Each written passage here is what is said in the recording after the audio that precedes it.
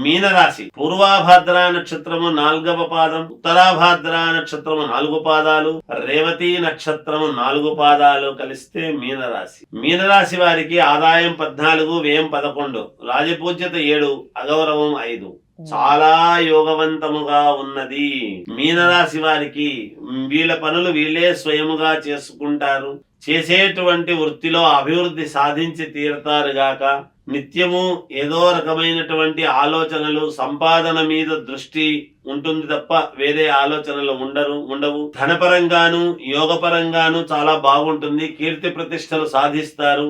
జీవిత భాగస్వామితో సంతోషముగా ఉంటారు గాక.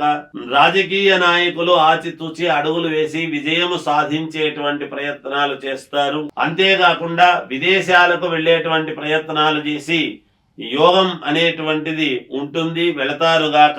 ఉద్యోగాలు కావాలనుకునేటువంటి వాళ్ళు ప్రయత్నాలు చేయండి, ఉద్యోగము మిమ్మల్ని వరిస్తుంది. ఇక విద్యార్థులకు చాలా యోగదాయకముగా ఉన్నది. కొంచెం చదివారు అంటేనే పాస్ అవుతారు. పూర్తి చదివితే మంచి ర్యాంకు సాధించేటువంటి విధానముగా ఉన్నది మీకు అనేది తెలియజేస్తున్నాను.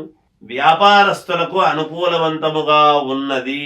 9వ సంఖ్య చాలా బాగా కలిసి వస్తుంది వీళ్లకు. తెలుపు రంగు వస్త్రాలు ధరించటము వలన మేలు జరుగుతుంది. వీళ్ళు ఆరాధించాల్సినటువంటి దైవము లక్ష్మీ నరసింహస్వామిని ఆరాధించండి, తప్పకుండా విజయము లభిస్తారు.